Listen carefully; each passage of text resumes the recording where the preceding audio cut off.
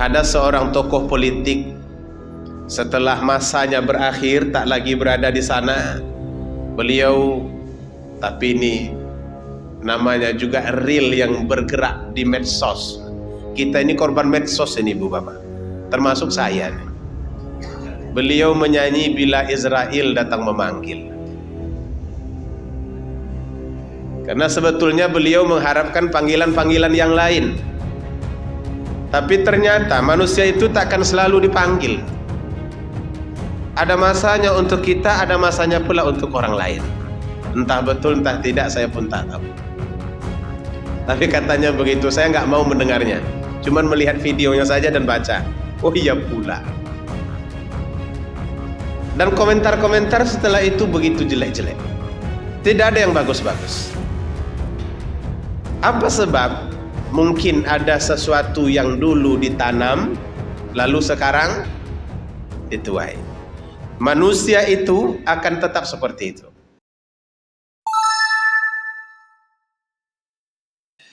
Kajian kita pada sesi terakhir dari buku Aqidah Ahlus Sunnah wal Jamaah, kitab hadis-hadis yang diriwayatkan oleh Imam Tirmizi, kemudian disusun oleh Abu Mu'adz Tariq bin Abdullah bin Muhammad. Lalu diberi judul buku ini Aqidah Ahlus Sunnah wal Jamaah. Dan pada pagi ini kita sampai di sesi terakhir. Artinya buku ini sudah selesai, dan nanti silakan cari buku-buku lain yang bisa kita bahas bersama. Bab terakhir dari buku ini adalah bab zuhud. Zuhud ini salah satu di antara penyebab datangnya dua berkah yang paling besar. Apa itu? Cinta Allah dan cinta manusia. Rasa-rasanya di dalam hidup ini harta kita butuh, tapi cinta kita lebih butuh. Setuju tidak itu Ibu Bapak? Kalau kita punya harta banyak, tapi kita dibencihi keluarga, dibencihi oleh masyarakat, rasa-rasanya harta yang banyak itu tidak ada nilainya. Apalagi kalau dibencihi oleh anak, itu lebih membuat kita bingung. Nah, zuhud ini merupakan salah satu berkah sikap hidup yang mendatangkan keberkahan luar biasa, mendatangkan kecintaan Allah dan mendatangkan kecintaan manusia. Kalau sudah kedua-dua cinta ini kita raih Ibu Bapak, maka amanlah kehidupan di dunia, selamat pula kelak kehidupan kita di akhirat. Mudah-mudahan kita ini orang yang dicintai Allah dan dicintai manusia. Maka datanglah seorang laki-laki kepada Rasulullah sallallahu alaihi wasallam. Beliau bertanya, "Ya Rasulullah, dulluni ala amalin idza amiltahu ahabbani Allah wa ahabbani an-nas." Ya Rasulullah, kata beliau, tunjukkanlah kepadaku satu perbuatan, satu sikap dan satu akhlak, di mana kalau aku melakukannya ahabbani Allah, Allah mencintaiku, wa ahabbani an-nas, dan manusia pun mencintaiku. Hingga para ahli hadis menyebutkan pertanyaan laki-laki ini pertanyaan yang super. Biasanya orang bertanya bagaimana masuk surga, yang dia inginkan satu jenis. Ada juga orang yang bertanya bagaimana supaya husnul khatimah, satu jenis. Tapi dia ingin menghimpunkan kedua-dua berkah, cinta Allah dan juga cinta manusia. Ibu Bapak, kalau kita dicintai Allah, dibenci manusia, mungkin kita masih santai. Kalau kita dicintai manusia, dibenci Allah, itu kira-kira gimana tuh? Ini akan ribet. Dan yang lebih parah, dibencihi Allah dan dibencihi oleh manusia. Ada seorang tokoh politik setelah masanya berakhir tak lagi berada di sana. Beliau, tapi ini Namanya juga reel yang bergerak di medsos. Kita ini korban medsos ini, Bu Bapak. Termasuk saya nih. Beliau menyanyi bila Israel datang memanggil. Karena sebetulnya beliau mengharapkan panggilan-panggilan yang lain. Tapi ternyata manusia itu takkan selalu dipanggil. Ada masanya untuk kita, ada masanya pula untuk orang lain. Entah betul, entah tidak, saya pun tak tahu. Tapi katanya begitu, saya nggak mau mendengarnya. Cuman melihat videonya saja dan baca. Oh iya pula. Dan komentar-komentar setelah itu begitu jelek-jelek. Tidak ada yang bagus-bagus. Apa sebab? Mungkin ada sesuatu yang dulu ditanam, lalu sekarang dituai. Manusia itu akan tetap seperti itu. Apa yang dia tanam, pasti akan dia tuai. Maka kalau yang menyebabkan cinta manusia yang ditanam, maka yang dituai adalah cinta manusia. Tapi kalau ditanam itu kebencian manusia, kebencian Allah Ta'ala, maka kita pasti akan menuai kebencian-kebencian itu. Zuhud ini salah satu di antara penyebab cinta. Cintanya Allah dan cintanya manusia. Maka dikatakan Rasulullah sallallahu alaihi wasallam, "Izhad fid dunya." Hendaklah engkau zuhud di dunia, yuhibbukallah, niscaya Allah akan mencintaimu. Wazhad fima indan nas, dan bersifat zuhudlah engkau dengan apa yang ada pada manusia, niscaya manusia akan mencintaimu. Hadis ini diriwayatkan oleh Ibnu Majah. Jemaah sekalian yang Allah muliakan, tentu kita ingin tahu zuhud itu apa.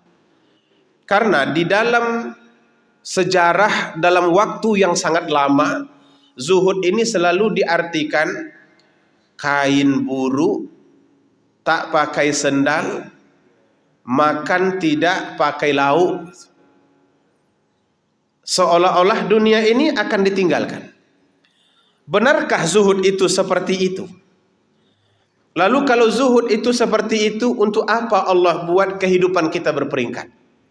Ada yang memang dilebihkan, ada pula yang dikurangi. Ada yang sangat-sangat berlebih. Ya tentu saja kalau di dalam tudung saji kita di situ ada ikan, ada daging, lalu kita cari sambal kelapa. Saya pikir itu berlebihan itu. Nah lalu kalau kita makan ikan itu, apakah kita termasuk orang zuhud atau tidak? Nah ini nanti akan kita jelaskan, tapi bagian ini ada di penghujung.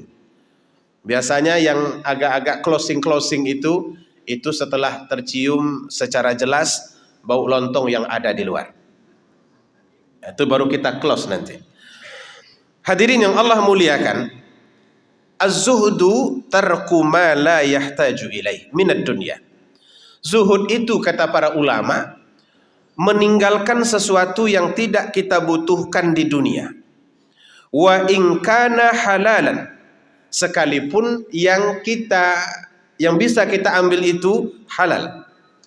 Wal iktisar alal kifayah, dan mencukupi dirinya dengan sesuatu yang sederhana saja. Itulah yang disebut dengan zuhud. Jadi kata kuncinya di sini adalah meninggalkan sesuatu yang tidak dibutuhkan. Maka di dalam ilmu maqasid syariah itu biasanya kebutuhan kita itu dibagi menjadi 3. Sebagaimana disampaikan oleh Imam Asy-Syatibi. Imam Asy-Syatibi ini ahli maqasid syariah. Jadi dari semua syariat yang Allah anjurkan ke kita, mustahil tanpa ada tujuan. Kalau cuman sekadar nunduk bangkit di mana-mana bisa. Angkat tangan, lipat, angkat tangan, lipat, di mana-mana juga bisa. Nah oleh para ulama ini dikaji, kenapa kita mesti nunduk? Mengapa kita mesti bangkit? Mengapa Nabi menyuruh hendaklah sujud dengan meletakkan dahi, dan 7 anggota sujud yang lainnya disertai dengan hidung. Walaupun ukurannya sunnah pada hidung, tapi yang 7 itu perintah Nabi. Nah tentu pertanyaannya, kenapa diperintahkan seperti itu? Apa hikmah di balik itu? Kajian tentang hikmah itu disebut dengan maqasid syariah. Mungkin satu saat nanti boleh juga kita cari ustadz khusus yang berkaitan dengan maqasid syariah. Kalau yang saya tahu ada ustadz bagus untuk membahas maqasid syariah.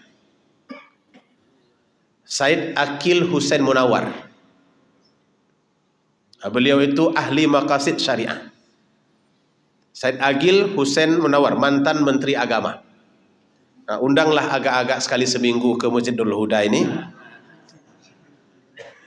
untuk berbagi ilmu. Dan beliau wawasannya sangat bagus, luas. Hafal beliau semua yang terkait dengan maqasid syariah. Nah, dalam maqasid syariah, ibu bapak, kebutuhan kita itu dibagi tiga.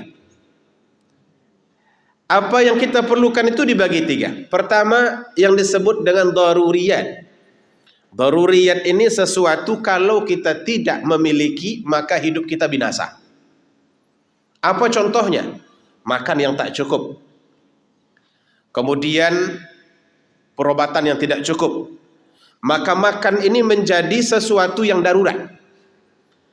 Itu sebabnya dalam situasi apapun orang makan ini menjadi keutamaan. Coba lihat di Palestina. Tingkat kedua dari kebutuhan manusia itu dalam maqasid syariah, hajiat namanya. Hajiat ini kalau kita tak memiliki, kita tidak binasa, tapi penting. Contohnya bagaimana? Kendaraan yang bisa kita pakai untuk ke masjid, atau pakaian yang bisa menutup diri, itu termasuk hajiat.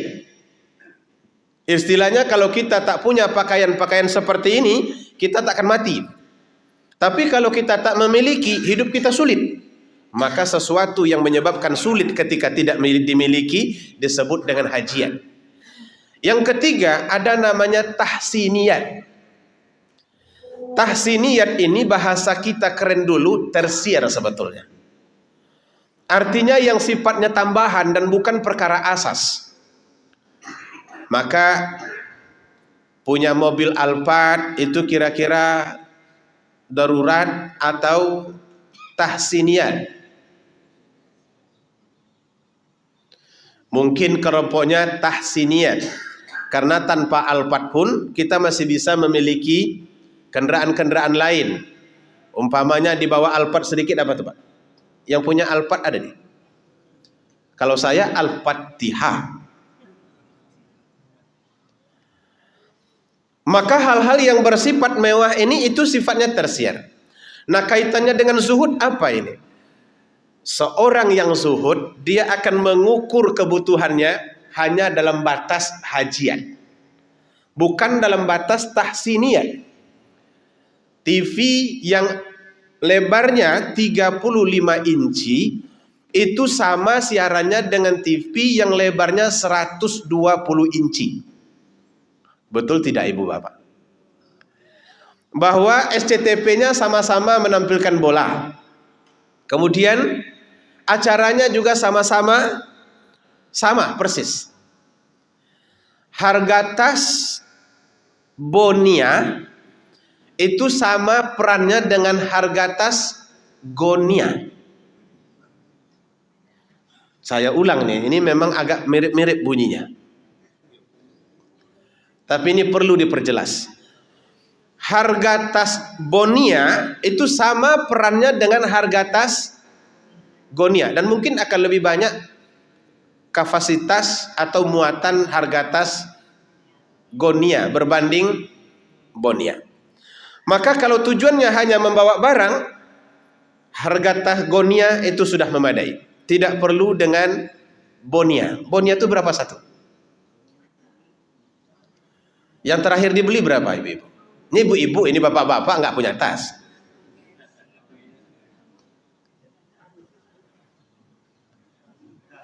Berapa Pak? 7 juta? Taruhlah 7 juta. Yang asli 7 juta Bonia. Tapi kalau Gonia, itu cukup 70.000. Kira-kira ketika kita membawa tas Gonia itu dengan gambar di situ ada merek jam gadang Boykit tinggi. Sewaktu-waktu keluar pula Gonia-Gonia yang lainnya Pulau Cinta. Apakah berkurang kita ketika itu? Tidak sebetulnya. Lalu kenapa manusia lebih senang membeli yang hebat-hebat itu? Nah, inilah perbedaan antara zuhud dan tak zuhud. Jadi orang yang zuhud itu dia tidak akan menambah sesuatu yang tidak menjadi asas. Itu tidak terlalu penting baginya. Dompet yang harganya 5 juta, itu kira-kira bedanya dengan dompet yang harga 50 ribu apa, Pak? Sementara posisinya tetap dalam kantong, nggak akan kelihatan. Bedanya apa, Pak? Dibilang untuk bergaya di dalam kantong pula. Kalau ukurannya ukuran tebal, maka yang 50 ribu itu bisa dimasukkan sebanyak mungkin kertas. Hingga dia tebal. Lalu kenapa milihnya yang 5 juta? Kecenderungan seperti ini adalah bawaan hubbud dunia, kecintaan terhadap dunia, sehingga kita ingin memperlihatkannya berlebihan. Ada rasa senangnya di situ. Nah, padahal tanpa itu juga sebenarnya bisa. Nah, inilah perbedaan antara orang zuhud dan tak zuhud. Maka orang zuhud itu orang yang hanya mengambil pertama yang darurat, daruri tadi, dan yang kedua batas pada hajiat. Lalu sekali-sekali kira-kira kalau ada yang tahsiniyat, apakah boleh dinikmati? Boleh saja. Umpamanya makan jangan telur terus. Pagi telur, siang telur, malam telur ya. Bisulan. Sekali-sekali turun pula ke sambal kelapa. Begitu sampai di tempat acara ada daging. Jangan tidak dimakan, makanlah daging itu. Enggak apa-apa. Karena Nabi SAW yang super zuhud itu, beliau suka makan daging. Kambing dimakannya juga. Bahkan itu menjadi makanan khas orang-orang yang berada di sana. Orang Arab itu memang konsumsi dagingnya banyak. Kita juga heran ibu bapak, kenapa di daerah kering tak ada rerumputan, tapi hewan sangat banyak, hewan ternak. Di tempat kita rumput di mana-mana, payah mencari hewannya. Kalau mau Idul Adha sibuk mengimpor sapi dari luar, bahkan dari Australia. Padahal di mana-mana rumput. Di depan rumah kita rumput, batako-batako kita sudah mulai mengeluarkan rumput. Di belakang rumah rumput juga. Tapi konsumsi ketersediaan daging itu kurang. Beda dengan di sana. Inilah mungkin berkah yang pernah diminta oleh Nabi Ibrahim kepada Allah Ta'ala. Allahumma ja'al hadha baladan amina warzuq ahlahu minas samarat. Ya Allah, berikanlah rasa aman ke negeri ini. Maksudnya itu Mekah. Dan berilah rezeki kepada penduduknya dari buah-buahan. Itu doa Nabi Ibrahim itu. Lama dan bahkan sudah sangat lama. Kalau kita pikir-pikir, jika orang berdoa di kebun-kebun yang subur, rumputnya tumbuh, pohonnya tumbuh, ya Allah buah-buahannya keluarkanlah, mungkin masuk akal. Tapi Nabi Ibrahim berdoa dekat batu, di pasir. Pernah Bapak Ibu ada tumbuh pohon pisang sepanjang jalan tuh? Kalau kita berangkat dari Madinah sampai ke Mekah 550 kilo. Ada sedikit satu saja pohon pisang di sana? Tidak. Tapi begitu kita sampai di Mekah, ada pisang di sana? Mana lebih bagus dari pisang kita? Bagus di sana. Dari mana datangnya? Enggak usah ditanya, karena nikmat itu tidak perlu ditanya dari mana datangnya. Allah bisa mendatangkannya sendiri. Itulah berkah doa Nabi Ibrahim. Maka kembali kita kepada yang tadi. Orang-orang yang zuhud itu orang yang lebih banyak fokus kehidupannya pada yang perlu, yang dibutuhkannya, tapi tidak terlalu membahas perkara-perkara yang sifatnya tambahan dan bukan kebutuhannya. Beli sepatu dengan harga 500 ribu atau 1 juta itu sama-sama yang disampulnya kaki dengan sepatu yang harganya 35 juta. Gayanya sama juga. Nah, hadirin yang Allah muliakan, maka Rasulullah sallallahu alaihi wasallam berpesan, kalau engkau ingin Allah mencintaimu, jika ingin engkau manusia mencintaimu, maka bersifatlah zuhud. Di dunia Allah akan cinta. Bersifatlah zuhud dengan apa yang ada pada manusia, maka Allah juga manusia akan mencintai. Apa maksud yang kedua ini? Zuhud dengan apa yang ada pada manusia. Jangan terlalu ingin dengan sesuatu yang dimiliki oleh orang lain. Jadi nampak si fulan seperti itu, kepengen pula. Lalu kemudian berusaha, hilang sifat zuhud. Nampak dia punya mobil baru, kita kepengen mobil baru juga. Itu akan menghilangkan sifat zuhud. Nampak dia punya bini baru, kita mau bini baru juga. Itu menghilangkan sifat zuhud. Artinya, tanamkan di dalam hati bahwa kehidupan itu berbeda-beda. Oh, dia berlebih, itu adalah berkah Allah baginya. Aku seperti ini dengan keberkahanku sendiri. Maka kalau manusia bisa mensyukuri nikmat Allah yang ada padanya, sifat zuhud itu akan muncul sendiri. Ibu bapak yang dirahmati Allah subhanahu wa ta'ala, memang ini agak berat. Karena secara naluri, kita itu lebih cenderung melihat kepada yang lebih. Betul apa benar ini? Itu lebih cenderung melihat kepada apa yang lebih. Maka kalau nampak yang lebih, kita kepengen. Nampak yang lebih baik, kita mau. Itu naluri manusia. Tapi bukan berarti tidak bisa dikawal. Bisa dikontrol. Maka Nabi SAW pernah berkata kepada Aisyah. Apa katanya? Idza aradti al-luhuq bi, wahai Aisyah, apabila engkau ingin menyusulku nanti di surga. Aisyah istri Nabi yang keberapa?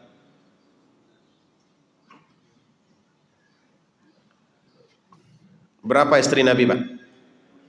Bapak-bapak biasanya tahu deh. Berapa?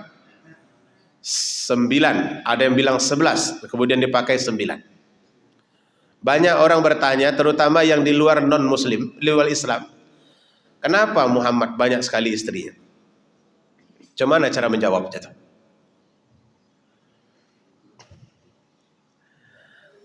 Kalau kita lihat dari sejarah, maka kita akan mengetahui jawabannya. Bahwa ternyata persoalannya bukan hanya persoalan kepengen. Kalaulah masalahnya masalah kepengen, maka dari awal Nabi itu sudah pernah ditawarkan. Iya kan, Pak? Kalau engkau ingin istri yang paling cantik, maka kami akan himpunkan semua wanita-wanita tercantik di tempat ini, akan kami kawinkan dengan engkau. Kalau engkau ingin menjadi raja kami siap mengangkatmu. Kalau engkau ingin menjadi orang yang paling kaya, kami kumpulkan harta kami serahkan kepadamu. Artinya Nabi sudah pernah mendapat tawaran itu. Tapi beliau tidak mau. Justru terjadinya ini setelah itu. Maka kalau kita lihat, adanya istri Nabi dengan jumlah lebih daripada orang lain, ini tidak terlepas dari situasi dakwah yang menghendaki. Di mana kalau itu tidak digunakan, maka akan menimbulkan efek lain dari melemahnya semangat dakwah dan lemahnya umat Islam. Sebagai contoh, ibu bapak, terjadi perang Uhud. Di perang Uhud itu ada 73 sahabat yang meninggal dunia. Kalau 73 orang meninggal dunia, sekiranya satu orang meninggalkan satu istri, 2 anak, berapa orang di situ yang tidak punya suami? 70. Berapa orang anak yatimnya? 150. Untuk kawasan seukuran kota Madinah, dengan 70 orang yang tak punya suami, itu berbahaya. Ditambah lagi, biasanya orang Arab tidak memiliki satu istri. Umumnya lebih dari satu. Nah, kalau setiap orang punya 2, berapa yang akan tidak punya suami di situ? Ini membahayakan, menjadi memunculkan nanti gejala sosial yang tidak sehat. Kalau banyak di situ orang yang tidak punya suami, anak yatim juga banyak, lemah umat Islam. Maka Nabi biasanya kalau sudah perang, itu beliau mendata siapa yang wafat, dan kemudian apakah dia meninggalkan orang rumah.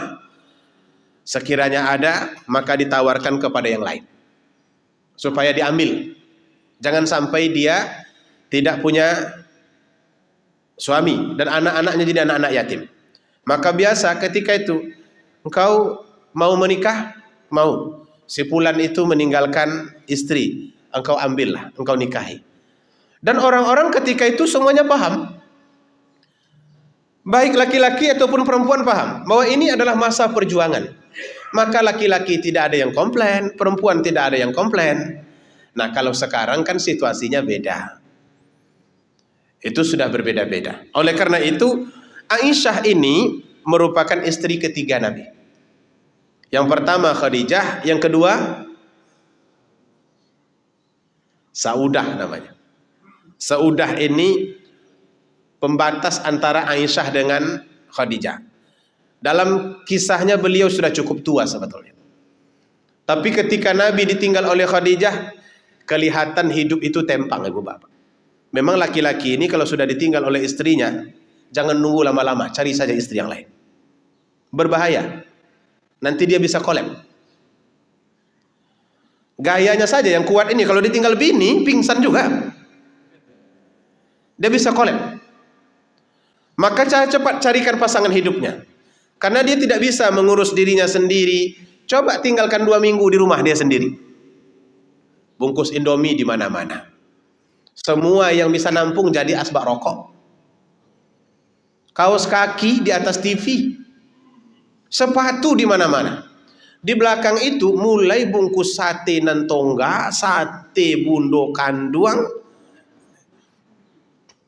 Apalagi dan sate-sate yang lainnya berserakan di mana-mana. Itu kelemahan laki-laki. Maka saran saya bapak-bapak, kalau sudah memang tidak ada lagi ibu, menikahlah segera. Setuju tidak ibu-ibu? Kok jadi kecil suaranya ini, gimana nih?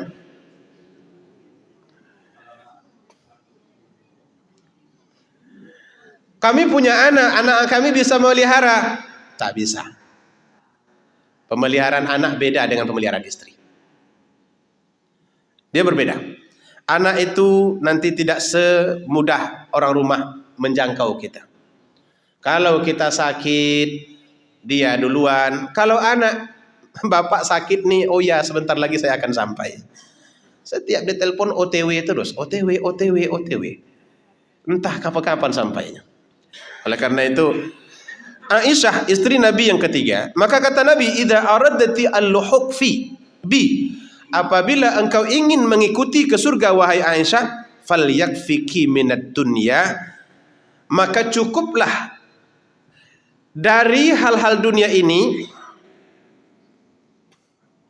seperti orang-orang yang ingin mengadakan perjalanan, atau rakib kata Nabi, seperti barang-barang yang ada di atas kendaraan. Ini apa maksudnya ini? Orang yang mengadakan perjalanan, yang dibawanya itu memang yang benar-benar yang perlu saja. Yang tak perlu tak dibawanya.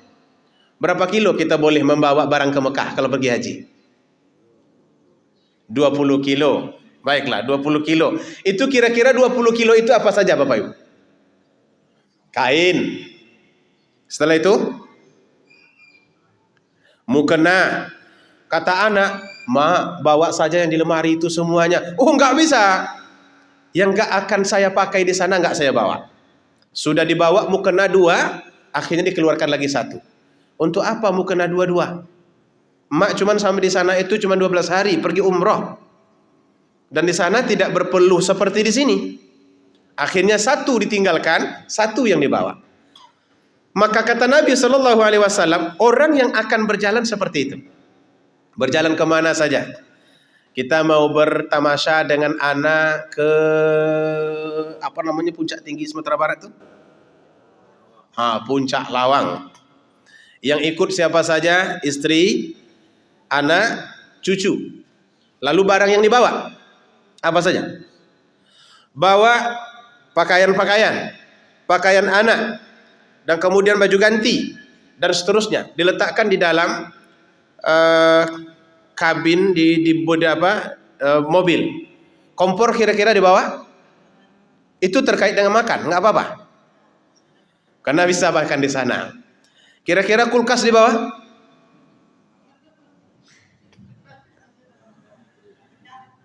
Tak mau minum sejuk?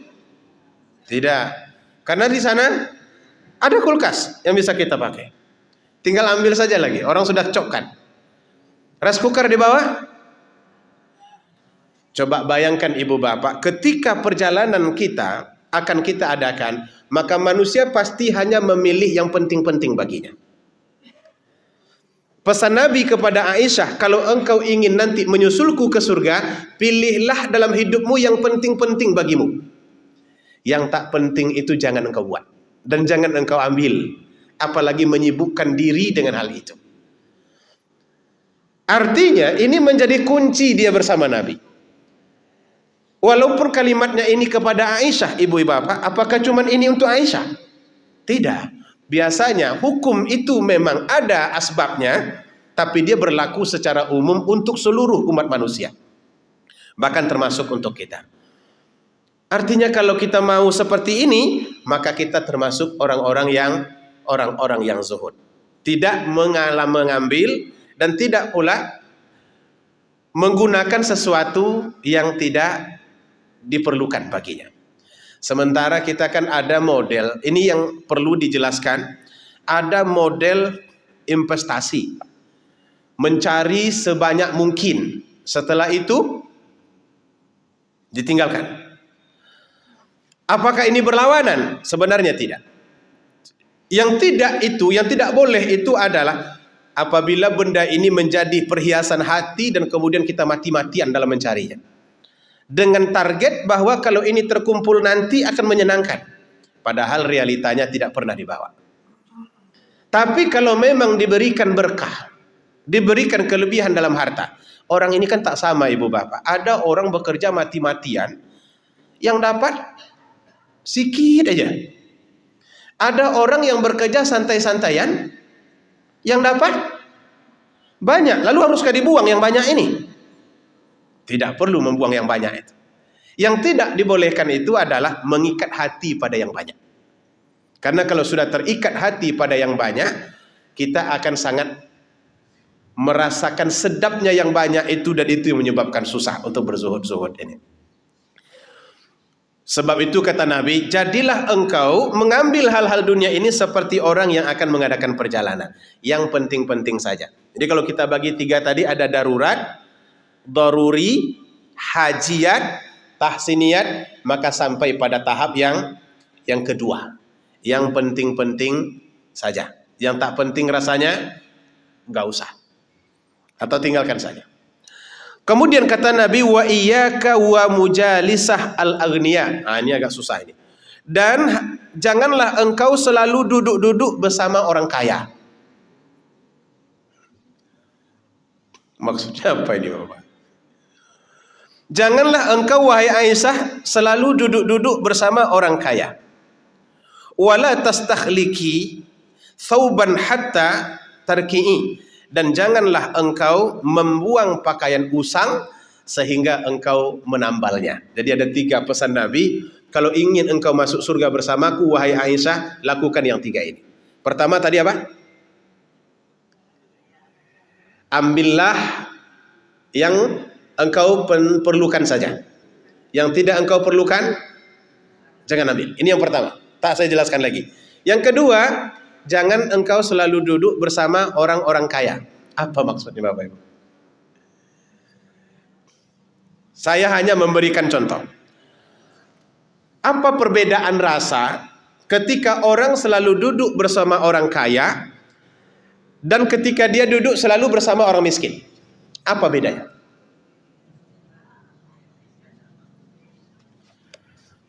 Kalau kita selalu duduk bersama orang kaya, rumahnya 6 tingkat, mobilnya banyak, apa perasaan kita duduk bersamanya? Pertama, kita akan merasa yang kita miliki terlalu sedikit. Sementara punya kita cuman satu lantai, kemudian mobil ada satu dan sangat sederhana. Maka kita mulai merasa bahwa yang kita miliki sangat sedikit. Apabila perasaan mulai merasa bahwa yang kita miliki sangat sedikit, maka di waktu yang sama kita mengecilkan pemberian Allah. Yang kedua, akan muncul perasaan cemburu. Apa sih yang dikerjakannya? Kenapa Allah memberi banyak kepadanya? Rasa cemburu akan muncul. Dan yang ketiga, ia akan menjangkiti hati untuk memiliki motivasi yang mengejar dunia seperti yang di depannya. Orang itu dia tidak kejar ibu bapak datang sendiri. Sementara orang yang duduk dia akan berkejar-kejaran. Maka kalau dia sudah mulai merasa nikmat Allah itu sedikit, kemudian ada rasa cemburu, dan kemudian dia mulai termotivasi kejar-kejaran, hidupnya akan habis. Ini bisa dipastikan itu yang akan terjadi. Bukan bermakna kaya itu tidak tercela, tidak. Tapi duduk bersama orang kaya yang terlalu sering, itu bisa membuat hati kita resah. Tapi beda dengan duduk di rumah orang miskin. Kalau kita duduk di rumah orang miskin, terasa kita paling kaya. Dilihat periuknya, periuk lama. Sementara rice cooker kita, Yongma. Di depan kita dia meniup-niup pakai bambu. Apa namanya tuh? Salung tuh yang berbunyi. Yang niup api itu oh, salung namanya Bapak Ibu. Oh, iyalah. Dia niup pakai api, sementara yang kita punya tinggal putar saja lagi. Rinai. Saya cuma rinai saya tahu. Yang lain saya tak tahu. Artinya dengan melihat itu akhirnya kita akan merasa betapa beruntungnya hidup saya berbanding orang-orang seperti ini. Dengan begitu kita akan membesarkan Allah dan membesarkan nikmat-nikmat yang dititipkan oleh Allah kepada kita.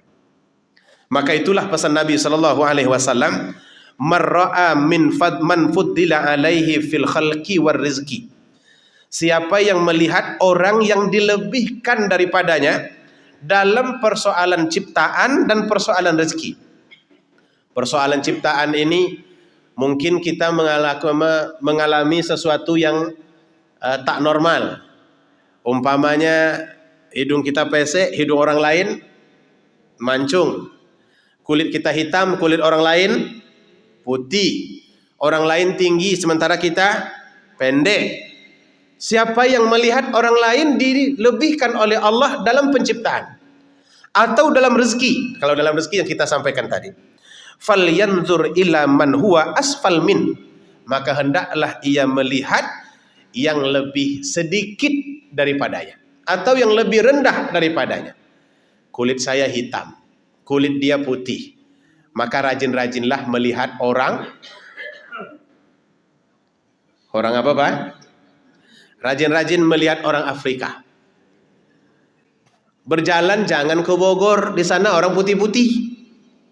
Coba berjalan ke Papua.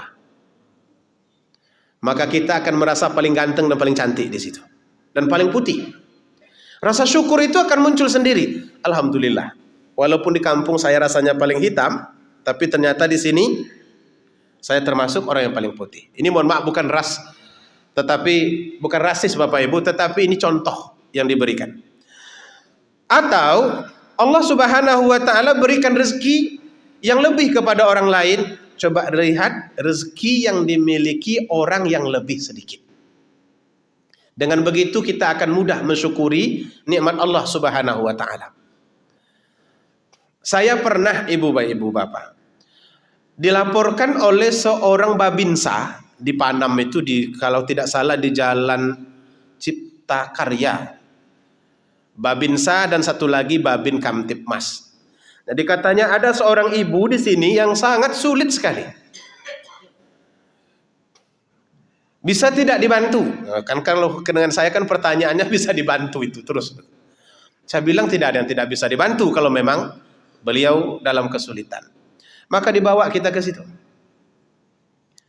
Ternyata posisi tempat tinggal ibu itu di belakang rumah orang.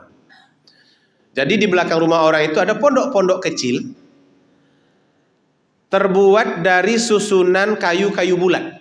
Bukan pula papan, tapi kayu-kayu bulat itu yang dijalin dengan kayu yang lain, itulah yang menjadi dinding. Atapnya seng tapi sudah berkarat. Awalnya saya lihat ini orang yang di dalam atau ini tempat hewan. Karena tak cocok lagi dihuni sebetulnya. Ternyata dia di situ. Lebarnya itu 2 meter kali 1. 1 meter 2. Tak ada apa-apa di dalam itu. Cuman kucing 2 ekor. Jadi saya tanya, ibu, kenapa ibu seperti memilih tempat di sini? Nggak ada tempat lagi katanya. Tapi dia ngomong santai saja. Nggak pula dia menyucurkan air mata. Bagaimana ibu makan? Beliau menanam ubi di tempat-tempat yang masih kosong dekat pondok dia itu. Dan itu tanah orang. Ubi itulah yang dicabutnya, kemudian nanti direbus, itu yang dimakannya. Nah ketika itu bukan dia yang menangis, tetapi orang yang datang yang menangis. Ya Allah, betapa beruntungnya kita. Teringatlah istri komplain bahwa topi koki ini tidak terlalu putih. Kayaknya dicampur orang. Orang yang jualnya katanya. Hingga yang biasanya putih bersih, sekarang nggak putih semuanya. Ada juga yang agak kusam-kusamnya sedikit. Dalam hati masih lumayan lebih baik itu. Berbanding hanya makan ubi ini. Masih bisa makan nasi walaupun tidak putih. Nah, ini berubah, dia nggak menangis ibu bapak. Dia santai saja bercerita. Ibu tidak punya anak. Anak saya 2, meninggal 1. Yang 1 masih hidup, laki-laki, kerjanya security. Lalu terakhir saya tanya, ibu kampung mana? Katanya, Kampar. Alamak. Orang awak rupanya. Kampar di mana? Sungai Pagar katanya. Kenapa ibu tidak ikut saja dengan anak yang security itu? Kalau saya ikut nanti saya menyusahkan. Beginilah saya bilang. Saya tidak punya rumah menampung ibu. Tapi ada tempat untuk menampung orang tua. Saya teringat yang di Simpang 3 ini. Mau tidak kami masukkan ke sana? Ibu akan dipelihara di situ, makannya akan dijaga, memang bayar, tapi bayarnya kami yang bayar. Enggak mau pula dia. Dia lebih menikmati tempat itu. Nah, jadi kenapa Allah lebih larang agar kita tidak selalu bersentuhan dengan yang wah-wah, agar muncul perasaan syukur di dalam hati. Maka kata beliau, falyanzur ila man huwa asfal min. Hendaklah kalian membiasakan diri melihat orang yang lebih kurang dari kalian. Jangan selalu melihat orang yang berlebih. Ini bagi kita yang muda-muda tentunya, tapi di dalam ini nggak ada yang muda ini. Oh masih ada yang muda. Ini mungkin abang sebaya dengan saya. Ini penting sekali untuk kita miliki prinsip ini, karena hidup kita pasti tidak akan sama dalam di kehidupan dunia ini. Ada orang yang kita lihat berlebih. Ada hajat kita tapi orang duluan yang mendapat. Agar jiwa kita tenang, maka hendaklah kita melihat orang yang lebih sedikit dari kita. Jangan selalu melihat orang-orang yang berlebih. Itu pesan Rasulullah sallallahu alaihi wasallam. Kemudian faman fudila ala. Kemudian kata Nabi sallallahu alaihi wasallam, maka hendaklah ia melihat orang yang lebih rendah daripadanya. Fa innahu ajdaru wa alla yazdari nikmatallah alaihi. Dengan demikian maka kita tidak mudah meremehkan nikmat Allah yang telah Allah berikan kepada kita. Artinya rasa syukur itu akan muncul. Hadirin yang dirahmati, di penghujung pembahasan ini saya akan menyinggung sedikit tentang apakah orang kaya bisa zuhud? Bisa apa ibu? Baliklah kalau itu lagi dah selesai. Andai kata zuhud itu hanya ada pada miskin, maka Allah tidak akan membuat beberapa orang sahabat yang mulia memiliki kekayaan. Contohnya siapa? Utsman, kemudian Abdurrahman, kemudian Ubaidah bin Jarrah, dan lain-lain sebagainya. Di antara sahabat-sahabat yang diberikan karunia berlebih oleh Allah Ta'ala. Mereka kaya dan harta bendanya banyak. Kalau sekarang kita lihat orang kaya itu cenderung berwakaf di mana-mana, maka kita akan bisa melihat wakaf Utsman bin Affan di Madinah. Kalau kita pergi ke sana, nanti lihat di situ ada hotel, di situ masih tertulis kalimatnya Waqfu Utsman bin Affan. Wakaf Utsman bin Affan. Kapan beliau meninggal dunia, ibu bapak? 1400 tahun yang lalu. Tapi saking banyaknya harta bendanya, wakafnya itu masih berdiri di kota Madinah pada hari ini dalam bentuk hotel. Artinya ketika beliau hidup, beliau bukanlah orang sederhana. Beliau orang kaya. Tetapi masalahnya, yang kenapa dia bisa menjadi orang yang zuhud? Kayanya itu di sini, bukan di sini. Jadi kayanya itu dipegangnya surat atas nama Utsman, kebun atas nama Utsman, ternak atas nama Utsman, tapi di genggamannya, tidak di dalam hatinya. Maka ketika musim paceklik datang di kota Madinah, beliau amat risau kalau nanti musim ini terlalu panjang.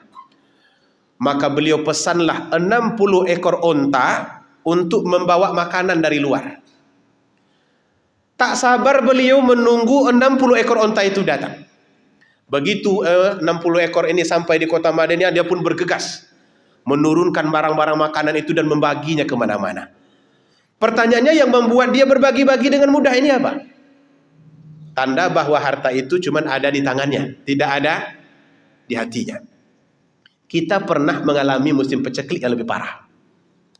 Saat Covid melanda, warung-warung kecil semuanya tertutup, abang-abang ojol semuanya merana. Seluruh, jangankan yang kecil, yang besar, Giant, itu perusahaan besar, 2 di Riau tutup. Sebegitu dahsyatnya dampak dari hal itu semua. Banyak orang-orang yang tidak bisa mengkonsumsi makanan dengan baik. Tetapi apakah semua orang bisa tampil seperti Utsman bin Affan? Tidak, ibu bapak. Makanya saya waktu itu mengkritik. Ini direkam ini. Ini masalahnya menyebut anggota DPR, ini masalahnya nih. Potong saja nanti. Saya mengkritik anggota DPR. Anggota DPR itu mereka tidak pergi, mereka di rumah, tapi gajinya jalan. Saya pernah mendapat berita bahwa untuk pakaiannya saja itu 1 bulan 5 juta. Insentif apa namanya itu ya? Untuk bajunya 5 juta. Saya bayangkan kalau sekiranya 1 tahun itu nggak perlu beli baju, karena rasa-rasanya belum akan jelek. Ini sudah 4 tahun ini, bapak, masih bagus. Nggak usah beli baju dulu 1 tahun itu. 5 juta itu belikan ke beras. Kalau 5 juta belikan ke beras, itu sudah hampir 1 ton. Dengan begitu bagi-bagikanlah setiap bulan itu. Saya membayangkan Utsman bin Affan itu muncul seperti itu. Tapi ternyata tidak ada yang menindaklanjutinya. Hanya bayangan saja. Nah, Utsman bin Affan begitu kaya, tapi beliau dikatakan zuhud. Sebab beliau memegang harta itu cuma di tangannya, tapi tidak di hatinya. Maka ketika terjadi kesulitan dimanapun, beliau selalu yang ingin tampil duluan, memberikan bantuan. Tentara Romawi akan menyerang, maka beredarlah desas-desus di kota Madinah. Mereka sangat takut, karena kalau sekiranya perang itu terjadi di kampung, korban akan sangat banyak. Sementara ekonomi sedang lesu, tentara banyak, kendaraan tak ada, kuda tidak ada, onta juga tidak ada. Maka saat itu Utsman lagi-lagi muncul sebagai penderma. 950 ekor kuda. 1 ekor kuda itu berapa satu? Yang biasa-biasa yang kita tunggang untuk Di Bukit Tinggi itu Pak, berapa satu tuh? 40 juta. Kalau 950 ekor?